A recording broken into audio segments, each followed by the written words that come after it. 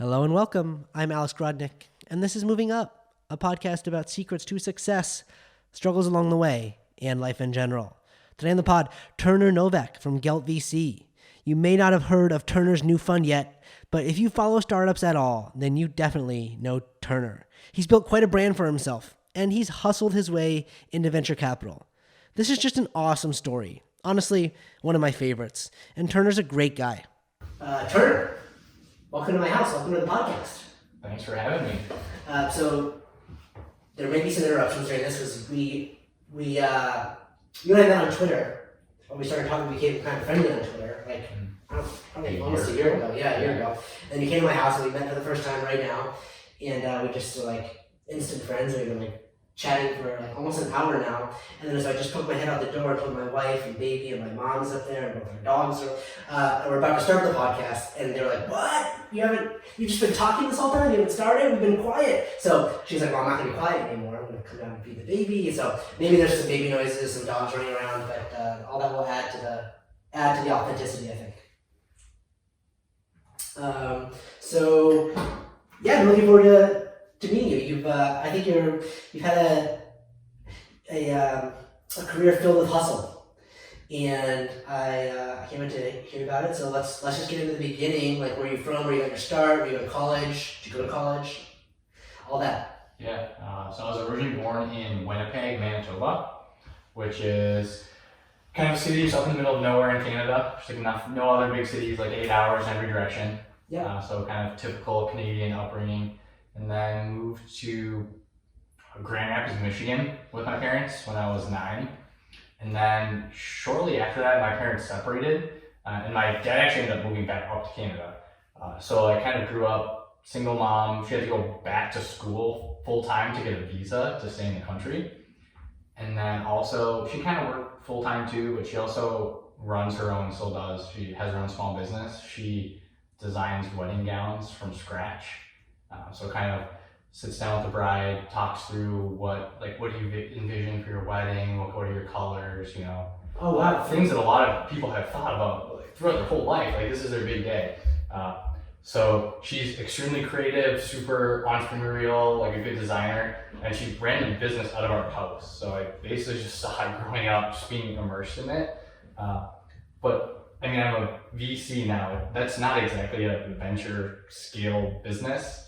It's kind of one of those things that for her, if you did that in maybe New York, you could make a really good living. In Grand Rapids, the pricing is just so much lower. So I kind of saw her sort of just struggle on sort of the business side growing up, and it really kind of fascinated me. Just kind of this combination of creativity and business sort of.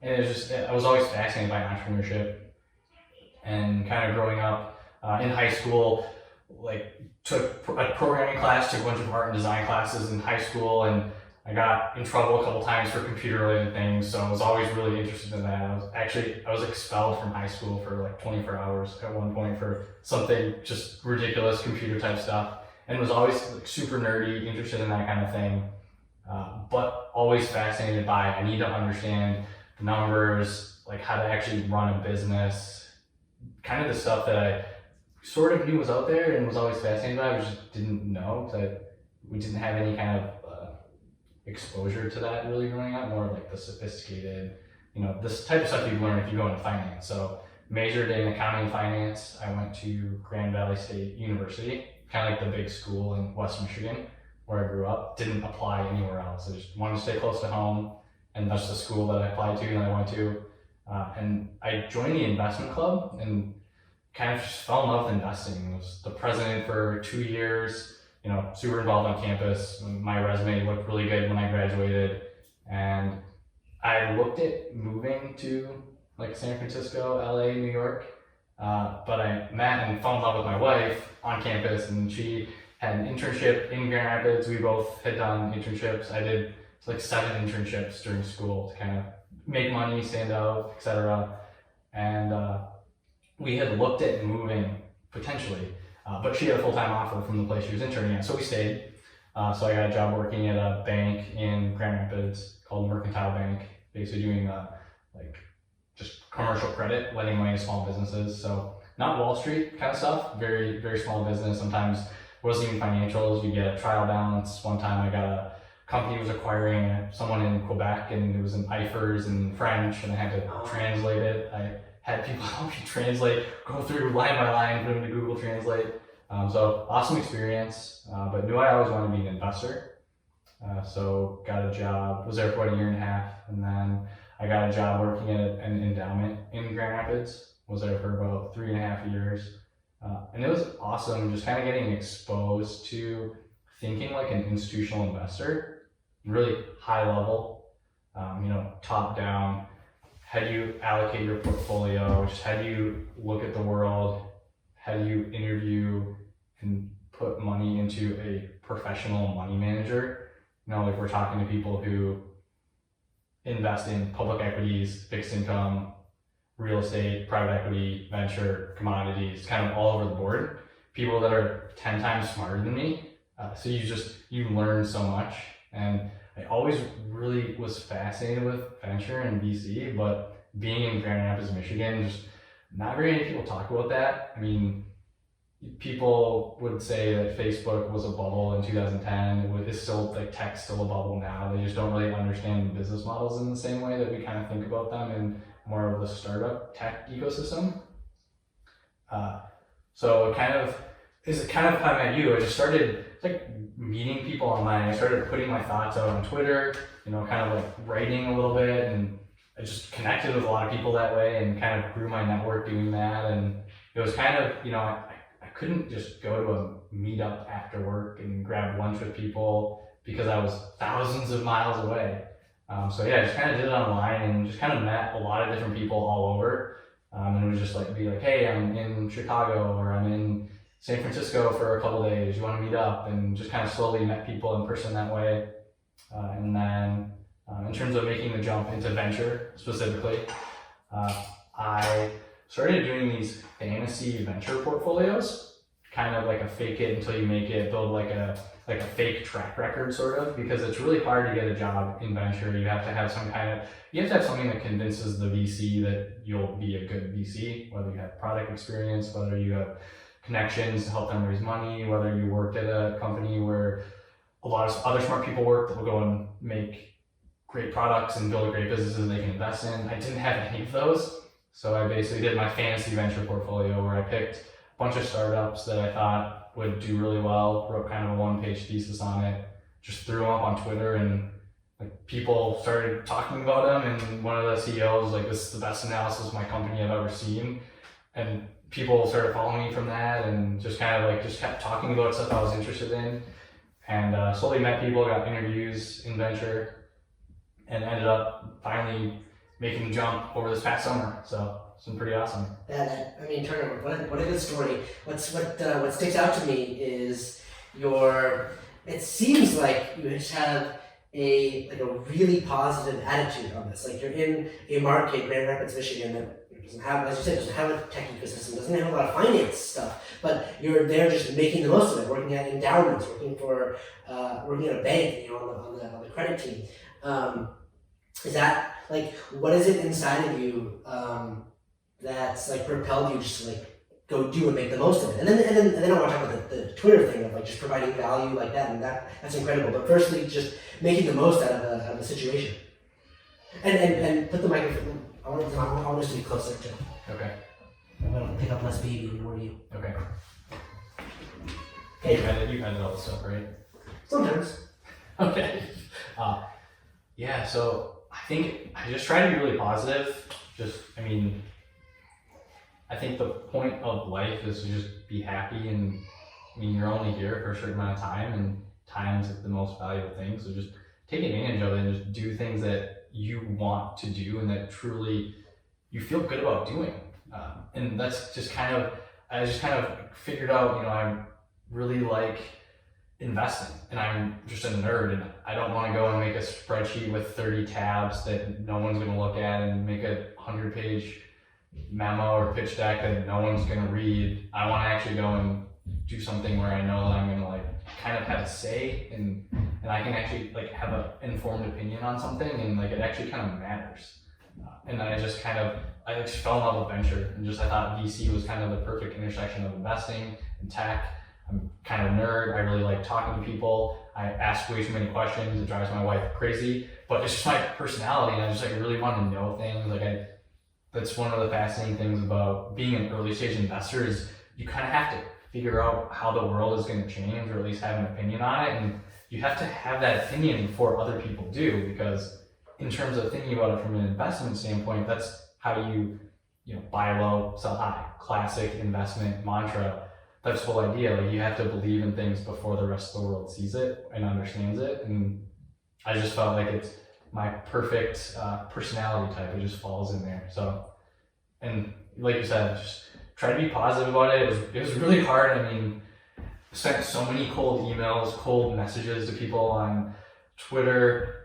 Different websites focus on finance or venture or tech, but super fun. I mean, the whole way through, the whole journey has been awesome, and I think I'm probably just getting started at 28. Probably still have, I don't know how old I'll live to be, but I'll probably be one of those people that's just always working. So I'm still, the first 20% of my career, and it's just a long ways to go for sure. Such a good story. Even this optimism is still bubbling out of you. The other thing that I really like is, so yeah, you're optimistic. You're like, I'm gonna make it happen. I'm gonna do it. But then you didn't just sit back and fire off 100 emails and get rejected and still be like, okay, I'll push on. But you actually found a way to provide value by doing those investor papers on the companies, and making a name for yourself on Twitter. You can start a podcast, you can do Twitter. There's no barriers to entry in these things. The barrier is creating content that other people are interested in, and finding a niche for yourself in that. But you just went and did. It's really amenable. Yeah, commendable. I think too, it's figuring out, like you said, a way to add value.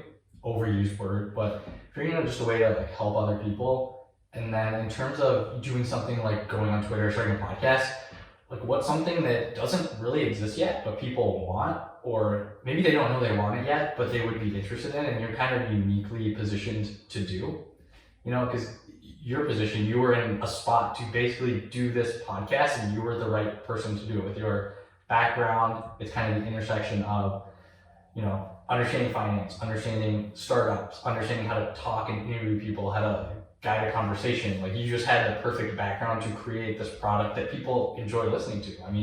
I see people talk on Twitter or the reviews or whatever, and people are like, oh, this is great. I love this podcast. And you were uniquely positioned to do that. And I think it's just about finding, in terms of adding value, if you want to break into VC, to be a good VC, it's having access to the right companies and the founders and the deals, and then having the insight on when to invest. And if you're trying to break in, if you go to a VC and say, hey, here's a startup you should invest in, here's why, you gave them the access, you gave them the insight. You're proving that you can do the job, and you also help them do their job. And if they invest there, you basically kind of prove that you can be a VC and you can do the job too. So that was definitely an approach I took. It was just kind of do the job before you have it. I didn't have any money really. I kind of did, but I didn't have, let's write $100,000 check to 50 different companies. Did not have that kind of money. I had saved up, lived frugally, owned 2 pieces of real estate that I strategically saved up for, and kind of, bought over time after college, working kind of a thing. But yeah, I think that's kind of the secret, is just add value, figure out how to be differentiated and unique. That's literally my favorite thing to talk about on this podcast is you can't. It's not enough just to be hey, I'm smart, hardworking, cool person. You'll like me. Here's my resume. It's fantastic. I found your email address, and everybody does that. That's not enough. It's okay, great. I think there's one point when I introduced you to somebody, I was you should interview this person. I think they'd be a good person on the podcast. Yeah, and that was just every time I talk to someone or do something, you can't always do it, but I'm always kind of thinking what can I do to help these people out, or this person out, or help their company? What's an idea? What's investor that I know likes this product, or what's this person's a banker and they're hiring interns, and I know someone who's looking to get into banking or get into private equity. you just you're always thinking about like, how can I create value for other people? And you think about from your perspective, you love the people that do that for you, like the people that help you do things. So if you just be that person for other people, like they'll do it for you in return, and that's kind of how you move up. I mean, that's the thing of the podcast. It's like, yeah. I mean, you recommended that person like a year ago for me, and it was like the first thing I remember when we walked into my house. I was like, oh, this guy's already provided value for me. I mean, whether I remember it consciously or not, it's like I know in my heart, like I like you. Yeah. Like you're helping me out. That's just nature. Yeah, I need to recommend some more people for you to bring on too.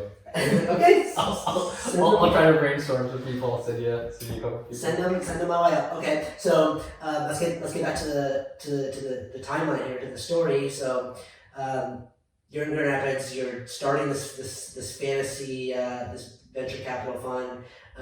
Starting to get like a little following on Twitter, and like talking to VCs and emailing them and saying, hey, can I like look at this? I am making investments. And so what happened next?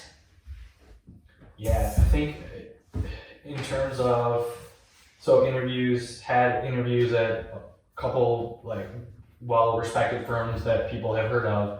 I don't know. I think it's tricky because it's kind of a relationship-driven thing. It's a gut thing. How well do you get along with the partners, kind of a thing. I don't know. I probably just didn't have that click with people it's in a terms club. of like venture capital is a very, very, very small exclusive club. Yeah, definitely. Like anything is, but especially in VC. Yeah, it's very tight-knit, very relationship and network driven, and I think it's a good thing, it's a bad thing too, that a lot of people are trying things to change, like opening up the nodes in the network to include people who maybe have different perspectives, have a different background. I mean, there's funds that have theses on investing in like underappreciated founders, or new markets too that people traditionally haven't paid attention to, like whether it's like a sector or like a certain region of the world. Right. So yeah, it's definitely very, very clicky, network driven, and yeah, I mean, I think it's tough. It was just getting a ton of no's. It's like raising money as a founder. Literally, like 99% of the people you talk to are gonna say no. So it's just learning to roll with it and still being as helpful as you can for all those people that are like, no, I don't want to hire you. And I never really thought of it as, I honestly never thought of it as I'm trying to get a job, and it drove my wife crazy because I would kind of be like, yeah, I don't know, I'll probably finally get a venture job in like 2 years or so. That's really, it's hard to have that mindset of maybe this will just all of a sudden click sometime in the next year. Like you have no idea when it's going to happen. You just kind of have to have the mindset of, I'm just going to have this process. It's probably going to work. I fine tuning it as I go, and it kind of compounds over time. Like everything just works out if you have the right kind of mindset or kind of process. But it's hard to do. You have to be like really patient, really disciplined, really thoughtful about things. Yeah. And it can be discouraging for sure. I mean, I remember probably had like 5 or 6 no's on like interviews that I got pretty far on, where I was kind of like bummed for a little bit. I was like, oh man, I was so close. But I mean, I think it all worked out at the end of the day. Like everything happens for a reason. Sure, it does happen for a reason, but as you said, it's tough. I mean, this is what separates the huge successes from the ordinary outcomes, is like those people that are able to stick with something. Like nothing in life happens quickly. Like nothing good. Like it takes, as you said, maybe it takes 2 years. And society says, oh, look at you, you're not doing anything. And your wife's saying, get a job. And like your friends are getting jobs. And like, it's really difficult to have that staying power. But the ones that do, I mean, they become homeless and whatever. But most of the time, like the people that are driven, hardworking, smart, like you have that staying power, and then like the universe will work out for you. Yeah.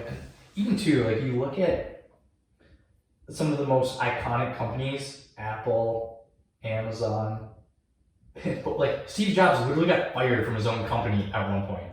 And he like created probably one of the most impactful products that we use every day, and like the most impactful companies. Amazon, there was a point, I watched a YouTube video, I think it was one of the Kleiner partners, Kleiner Perkins or Sequoia, probably should know who the firm was, but who was on the board, and they had a discussion on removing Jeff Bezos from the board or from the CEO position at one point. It's on YouTube. Can maybe send you, like put in the links or whatever. And it's like they wanted to keep Jeff Bezos, and he's like the most you look at how people think about and talk about him now, like he's extremely is a successful businessman. He's got a great company, and like it wasn't just like a sure. And even looking back, even like 10 years ago, Amazon people are like, oh, it's the margins are terrible. Look at all their leases, like Sure, they're spending all this money. People want to find Elon Musk from Tesla right now, and Yeah, he got fired from PayPal. Yeah, like exactly. So like people go through, even the people that we herald as being so successful and iconic. I mean, even if you look in like entertainment, like different celebrities, all the ups and downs when we go through, like no one has this perfect ideal path. You think everyone does because that's all anyone talks about, but it's never the case. And it's just about figuring out how to, I don't want to say roll with the punches, but just kind of just stick with it. And like sometimes it'll be easier, sometimes it'll be harder, and just kind of figuring out. And that's why I think it's really important to figure out what you truly want to do. Like, do you want to start a company? Do you want to have a family? Like, do you want to be a pilot, like fly airplanes all day? Like, just figure out like what you truly enjoy doing, and something that you can do and like make a living doing. That you like, it doesn't feel like it's working. It's just fun, and you just wake up at 6 a.m. and just do it until you go to bed. And obviously, don't do that every single day. But figuring out something that you can do that's just really fun and you just enjoy doing, and it doesn't feel like you're working. And I think you can be really good at it too, because you just figure out like fundamentally at the foundation something that you just really enjoy doing. That you just like have this insane passion that's like. It's some kind of crazy. I don't even know. Yeah, well, I mean, if you're lucky enough to be able to do that, to align your passion with your job, your money making, then all right, like to the moon you go. Most people, it's like they have to have two things. Like, I'm an accountant, and I really like to sail a boat. Like, you don't really get like. I like to watch Netflix. I don't know if I'm gonna be like someone's gonna pay me to watch Netflix. Well, yeah, and that's the thing. It's like figure out if you really like film and watching movies. Like figure out a way that you can do that. Like, and that's the thing. Like you don't have to be like some super successful or make a bunch of money. Like I mean, thing I like right now is like I have a 3-year-old. Like I love spending time with her, and like I'd rather just instead of having a job where I work 16 hours a day and just kind of do my job or whatever, I can like stay home for a couple hours in the morning and like, make up for it. I can spend time with my kid on the weekends. Like same with my wife. Like we go on a date night every single week. That's the thing. I think it was funny. You're like, we literally live in the same condo building as my in-laws. So we've got this like built-in support network that's super valuable for us at this point in life where we're at, because we really value just family. I think it's huge. It's figuring out like designing your life around just trying to make yourself as happy as you can be, and just taking advantage of the time that you have, and like just all the things of like life. I mean, we have a limited time here. Just do what makes you happy, and there's obviously constraints to that, but just like design your life, take some risks where you can. Obviously, you gotta be smart about this stuff, but so yeah, I mean, you're doing essentially free venture investing on Twitter, and so it's like, yeah, that's clearly you would do this if someone wasn't paying you, and you went through all these interviews, and then what happens? Do you get a job? Yeah, so I ended up getting a job. I was working, kind of getting all these different interviews. A lot of them were moving to San Francisco, which I was open to doing. I really like being in Michigan. Like me and my wife both. She was born here. We both grew up here. And we, like I said, we ended up moving in next to my in-laws. Like that's a hard thing to kind of give up. Yeah. We didn't know anyone in San Francisco other than just kind of people that I met. And like a lot of people are my friends now, but we didn't actually have any like family there at all. So moving across the country when you have like your own family, like that's kind of tough. So I got a job working at a Four Capital. It's kind of like pre-seed. It's basically, if you're not familiar with venture, it's pre-seed is the first institutional round of fundraising that a startup or a company will do typically. So it's really early. Like sometimes you don't even have a product yet. Hopefully you do. Like it can kind of be all over the place. Sometimes, maybe you have like a beta. Sometimes maybe you already do have some revenue and some customers, but it's kind of all over the place. But it's awesome job just kind of learning how to think like a VC and like doing the job for real. They're very much a product focused fund. because you're so early like that. You really have to understand that stuff and think about it. So it's super helpful and valuable to have that job. Is awesome. And so the reason I did that one was because they were open to me working part-time remotely, staying in Michigan. So I was like, okay, this is kind of attractive. They wanted me to, they said, you can work like 8 hours a week, just like work a couple nights a week on the weekend, whatever, and keep your other job. But for me, I was like, okay, this is my chance to make the jump into VC. Like, why would I tiptoe in? Like, I'm just gonna quit my job. I took a pretty big pay cut. It was probably like 70-80% pay cut. And instead of them, kind of working, kind of like putting like this half effort in, part-time kind of thing, I was like, no, I'll just do this full-time. And they were open to me still kind of working sort of for other people, kind of, because it was, it wasn't like a full-time on staff. Was on staff, but like your pictures not on the website kind of a thing. Like, it was kind of like and they too, they didn't really want to hire anyone full time. They kind of were super open about, we might want to hire someone eventually, but we're pretty early, small, fun.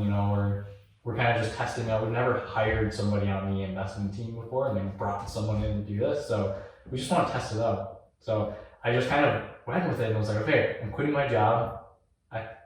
I think I told you, like, we had a rental property and then just the house we were living in. We just sold them both in Grand Rapids to just be able to live, to have enough money to like support my family and not like live in my parents' like closet, like a closet in my mom's house or something. And we ended up moving to Ann Arbor to be super close to my in-laws.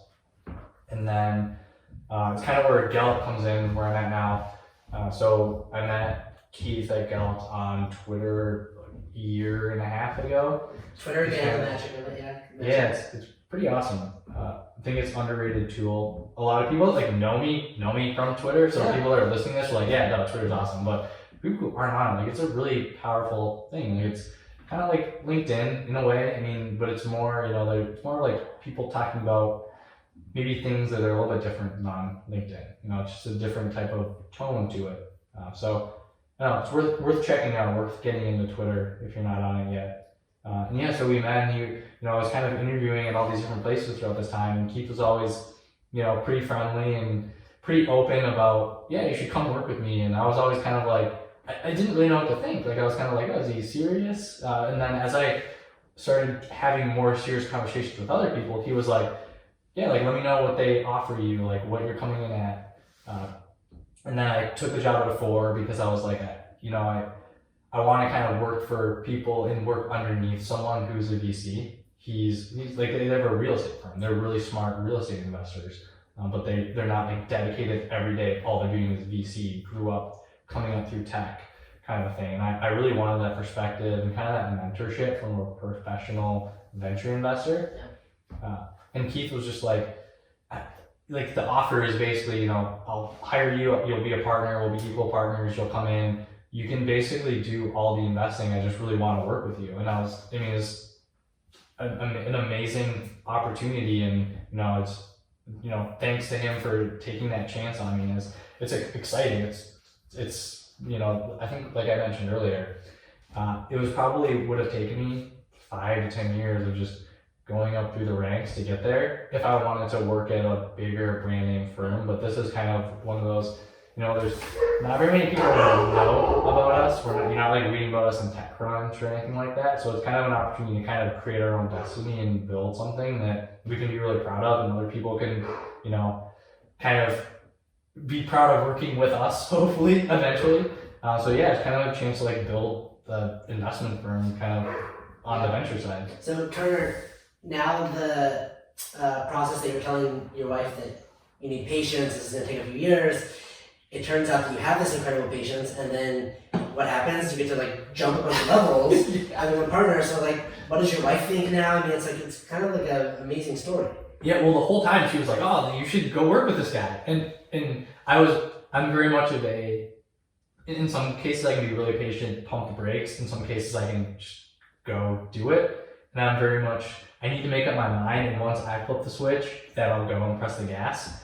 And she was kind of like trying to encourage me to do it. Like all the family members, like, oh, this is an awesome job. You get to be a partner. Yeah. Like, you know, it's an amazing opportunity. So yeah, she was excited about it.